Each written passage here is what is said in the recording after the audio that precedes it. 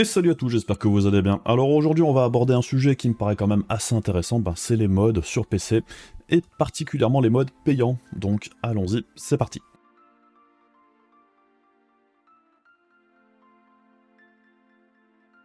Alors le modding sur PC, c'est vrai que c'est un des points majeurs qui fait que personnellement,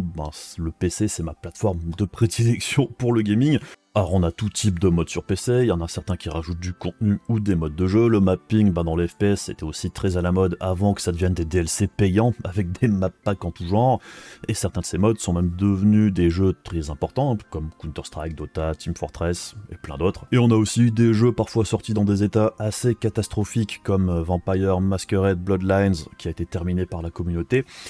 au fil du temps, puisque le studio, il me semble, avait fermé après la sortie du jeu, comme ça avait à moitié floppé. Donc c'est la commu qui a continué de modder et de terminer le titre à la place du développeur. On retrouve aussi des modes plus orientés techniques, pour améliorer les textures, remplacer certains modèles de personnages, ou améliorer ou modifier tout type de trucs dans le jeu en fait. Après, ça dépend aussi des jeux, il y en a qui sont plus ou moins modables que d'autres. Et si on prend l'exemple des jeux Bethesda, ils ont toujours été énormément modables, et on a du coup une pelletée de mods absolument incroyable, même pour Starfield qui vient de sortir. Donc on a des mods qui vont des plus débiles aux plus utiles, et du côté technique, on a déjà certains mods qui corrigent des aspects techniques qui auraient dû faire partie du jeu de base, comme le réglage de la luminosité ou du FOV par exemple, qui sont absents, ce qui est absolument incroyable. Mais bref, ce qui fait que j'avais envie de parler des mods aujourd'hui, c'est que depuis quasiment toujours, les mods, ce sont des projets créés par des membres de la communauté de certains jeux, quand ils sont modables, et ensuite, la plupart du temps, ils sont distribués gratuitement à cette même communauté. On a eu des maps, des packs de textures, des outils comme Riched par exemple, qui sont mis à disposition gratuitement pour le bénéfice de tous. Et la scène modding, c'est aussi un endroit où certains développeurs se font un petit peu leur CV en développant des mods qui tapent dans l'œil de certains studios, et on a souvent vu des gens de la communauté modding qui se font embaucher par la suite. Et pour ceux qui s'en souviennent, il y a plusieurs années, Bethesda avait fait une tentative de monétisation des mods avec le workshop Steam, et c'est vrai que par certains côtés, ça peut se comprendre. Il y a certains mods qui ont très clairement demandé énormément d'heures de boulot, avec parfois des modes de qualité, je dirais, professionnels, et la plupart du temps, ces développeurs, ils ne touchent à rien d'un point de vue pécunier. C'est vrai qu'en dehors d'une certaine pub et d'une certaine notoriété, et le plaisir d'avoir produit quelque chose, ça ne rapporte absolument rien. Donc à l'époque, cette tentative, ça avait fait un flop total, ça avait fait un tollé général. Je dirais que le public n'était pas du tout prêt à ce genre de choses, d'autant plus que pour Skyrim et Fallout 4 par exemple, les mods étaient disponibles gratuitement depuis très longtemps. Donc ça n'avait pas du tout fonctionné, Bethesda avait fait machine arrière, et depuis c'est vrai qu'on n'en avait pas vraiment entendu reparler. Mais bon, dernièrement, avec l'arrivée de Starfield, mais ça existait déjà depuis quelques temps maintenant, on commence à voir apparaître certaines modifications, certains mods, derrière une contribution sur Patreon par exemple. Et quelque part, je pense que c'est une première marche vers un petit peu la professionnalisation du modding. Puisque par exemple, pour Riched, il y a un mod de Pascal Gilcher qui a développé une série de filtres qui rajoutent du RTGI par exemple dans les jeux, et même prochainement du pass tracing, et ces mods-là sont accessibles uniquement si on devient membre de son Patreon en payant 5€ ici, et puis ensuite ça donne accès aux derniers fichiers en date, on peut annuler l'abonnement ensuite, et les mods qu'on a téléchargés resteront accessibles, mais par exemple si on veut avoir la prochaine révision du mod, ou la nouvelle version, il faudra se réabonner plus tard. Et comme vous pouvez le voir ici, son Patreon a plus de 8000 membres, et je pense que la plupart des membres sont sur l'abonnement à 5$, puisque c'est celui qui permet d'avoir accès justement au mode. Et donc même si on enlève les 5% de frais de Patreon, on est quand même à plus de 30 000 dollars par mois, ce qui lui permet sûrement de continuer à développer son projet sans avoir besoin de travailler à côté. Et s'il bosse encore à côté, ça fait quand même un sacré complément de salaire. Et quelque part c'est une chance, puisque pour lui, et pour ceux qui sont intéressés par le mode, ça permet au mode d'exister, tout simplement. Et en réalité, tout le monde y trouve son compte ici. Donc je trouve que c'est un modèle qui se tient, même si oui, par certains côtés, je comprends l'argument inverse qui serait de dire, il y a quelques années, ce type de projet aurait probablement été fourni gratuitement, comme tout un tas d'autres filtres Riched. Et c'est sûrement vrai, mais on ne saura jamais non plus combien de modes n'ont jamais vu le jour, ou n'ont jamais été maintenus ou développés aussi loin que le mode ici. puisqu'il n'était pas financé. Donc peut-être que ce mode RTGI n'existerait tout simplement pas par manque de temps et d'argent s'il n'y avait pas de contribution pour ce mode. Mais pour revenir à Starfield, un des modes qui a été le plus téléchargé depuis la sortie du jeu, c'est le mode qui rajoute le DLSS et le XISS sur le titre, avec plus de 400 000 téléchargements en quelques jours, ce qui est quand même assez énorme. Et le créateur du mode n'est pas à son coup d'essai, puisque ça fait de nombreux mois qu'il produit ce type de mode pour plusieurs jeux. Et pour accéder à certains de ces modes, il faut payer 5$ là aussi, et ça donne accès à tous les modes qui sont sortis jusqu'ici. On peut se désabonner ensuite et continuer d'utiliser les modes, et ceux qu'on a déjà téléchargés par exemple peuvent continuer à être mis à jour. Mais si on va avoir accès au dernier mode pour un jeu qui vient de sortir par exemple, il faudra se réabonner. Et dans le cas du mode pour Starfield, comme on peut le voir ici, il y a deux versions du mode. Il y a le mode gratuit qui est présent sur Nexus Mode, qui donne accès au DLSS 2 et au XISS, et c'est vraiment super qu'il ait fourni ce mode-là gratuitement. Mais pour le mode qui permet de rajouter le DLSS 3, donc le Frame Generation par exemple, là il faudra passer à la caisse, il faudra contribuer sur son Patreon pour pouvoir l'utiliser. Et un point qui a fait un petit peu tiquer dernièrement, c'est que Pure Dark, qui développe ces modes-là, a même rajouté un DRM sur ces modes payants pour bloquer le partage de ceux-ci. Et là, je trouve que c'est quand même un petit peu too much, parce que rajouter un DRM dans un mode, c'est peut-être un poil abusif, on se rapproche de pratiques d'éditeurs qu'on ne porte pas forcément dans nos cœurs. Et perso, je trouve que c'est un poil too much, surtout quand son nombre de contributeurs est quand même assez élevé, puisque, comme on peut le voir ici,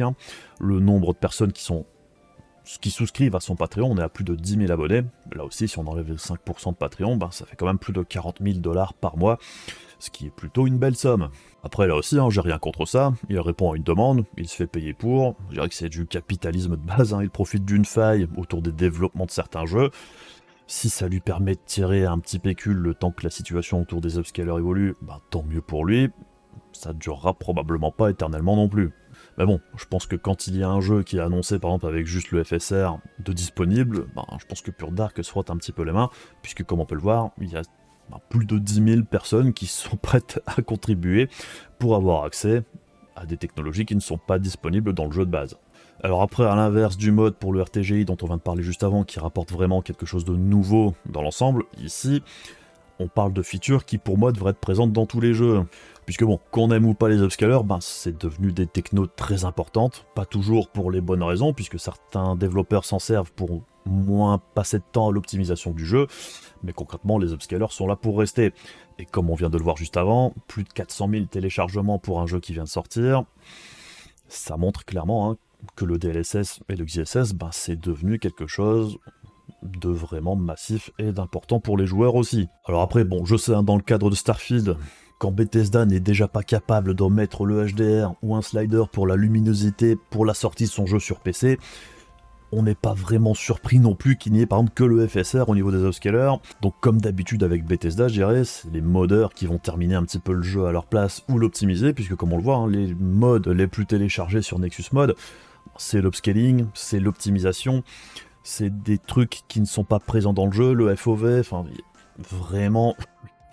des options de base, je dirais, qui ne sont pas présentes, et ça c'est pas normal. Ce qui fait qu'on arrive à une situation où on nous propose de payer un mode pour ajouter des fonctionnalités qui devraient être présentes dans le jeu de base. Après, on est d'accord, on n'est pas du tout obligé de passer à la caisse, puisqu'ici c'est un mode, par exemple pour le DLSS 3, qui permet d'avoir accès à une fonctionnalité d'une certaine génération de cartes graphiques pour pallier au manque d'optimisation du jeu en réalité, puisque même si le jeu fonctionne sans le DLSS 3, on peut aussi comprendre que certaines personnes aient envie d'avoir accès aux dernières technologies sur le matos qu'ils viennent d'acheter par exemple. Alors après, c'est peut-être pas juste une histoire d'optimisation pour Starfield, peut-être que c'est tout simplement le moteur du jeu qui est beaucoup trop lourd, parce que c'est un moteur assez ancien qui a été rafistolé au fil du temps, et même s'il est amélioré, ça permet pas forcément de faire aussi bien que des moteurs un petit peu plus récents, d'un point de vue demande en puissance brute par rapport à ce qui est affiché. Alors après, la bonne nouvelle, c'est qu'on a eu un mode gratuit là, qui permet de rajouter le FrameGen sur Starfield. Bon, pour l'instant, de ce que j'ai entendu dire, il plante encore pas mal, mais au moins, il y a une alternative qui commence à être développée, qui devrait permettre de pouvoir utiliser le FrameGen sur le titre, sans avoir besoin forcément de payer le mode payant. Mais bref, tout ça pour se poser une question au final, est-ce qu'un jour on ne va pas finir avec des texture packs ou autres modes, derrière un paywall en fait, Puisque bon, comme on peut le voir ici, quand il y a une certaine demande, il y a aussi pas mal d'argent à se faire, donc je serais pas vraiment surpris de voir que de plus en plus de mods se retrouvent derrière un paywall. Alors après, je blâme pas du tout Pure Dark ou les autres modeurs d'avoir trouvé un filon à exploiter, puisque bon, ces gens-là bossent pour proposer leur mode le plus rapidement possible, de continuer à les développer, et apparemment, ça arrange au moins 10 000 personnes qui sont prêtes à payer 5 € ou 5 $ par mois pour son taf, et plus de 400 000 personnes qui profitent de son mode gratuit. Et il y en a sûrement dans le lot qui ont ensuite été sur le Patreon pour l'encourager à continuer, par exemple. Mais c'est vrai aussi que si on regarde la situation actuelle, est-ce que la professionnalisation des mods n'est pas plus ou moins inévitable sur le long terme? Du moins pour certains mods, puisque bon, si le développement des jeux est de plus en plus complexe, ça fait sens aussi de dire que les mods le deviennent aussi par certains côtés. Et concrètement, il y a un public pour payer des développeurs pour certains mods, donc ça me surprendrait pas de voir de plus en plus de mods payants à l'avenir, l'offre et la demande, comme d'habitude. Personnellement, je sais pas trop quoi penser de tout ça, puisque d'un côté, je me dis que d'avoir des gens qui puissent vivre de leurs mods et de continuer de les développer, et de travailler avec pourquoi pas des mini-studios de développement, ça pourrait être plutôt pas mal, ça pourrait amener de très beaux projets sur certains jeux, et de l'autre côté, c'est aussi un petit peu la mort, je dirais, de l'esprit du modding traditionnel, et c'est vrai qu'on voit aussi fleurir des opportunistes qui tentent de monnayer, je dirais, des modèles ou des skins un petit peu éclatés, on a même des shaders payants sur Minecraft par exemple, il y a clairement des gens qui essayent de faire des trucs vraiment utiles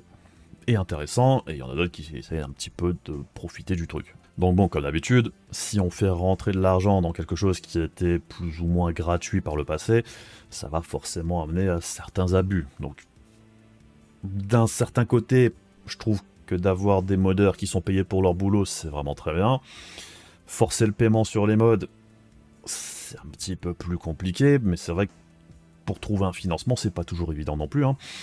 Donc, il y a un équilibre à trouver, je pense, et ça risque d'être assez compliqué. Et même d'un point de vue purement légal, c'est vrai qu'il y a des questions à se poser aussi, puisque je suis pas sûr que tous les mods soient vraiment au clair s'ils passent derrière un paywall, parce que là, par exemple, dans le cadre du DLSS, c'est une technologie propriétaire d'NVIDIA, là, ils contournent le problème en ne fournissant pas les DLL qui sont nécessaires à l'utilisation du DLSS, par exemple, mais ils fournissent le script. Mais par exemple, si on veut rajouter du contenu à un jeu, je suis pas certain que les développeurs soient vraiment ok, ou les éditeurs tout du moins, de faire des mods payants pour des histoires de propriété intellectuelle par exemple, donc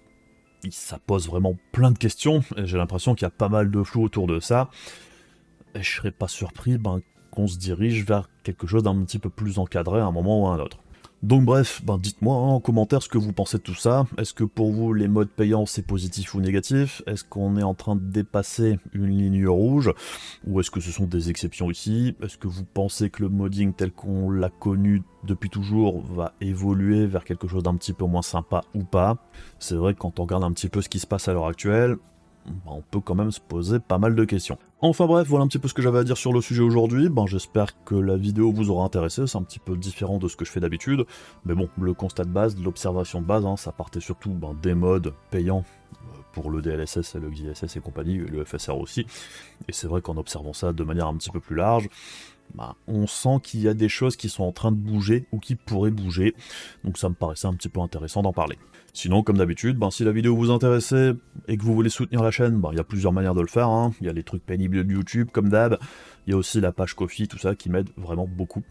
Donc merci à tous ceux qui contribuent, et puis sinon on se retrouve très rapidement pour d'autres vidéos. Je vous fais des bisous, je vous dis à la prochaine, salut!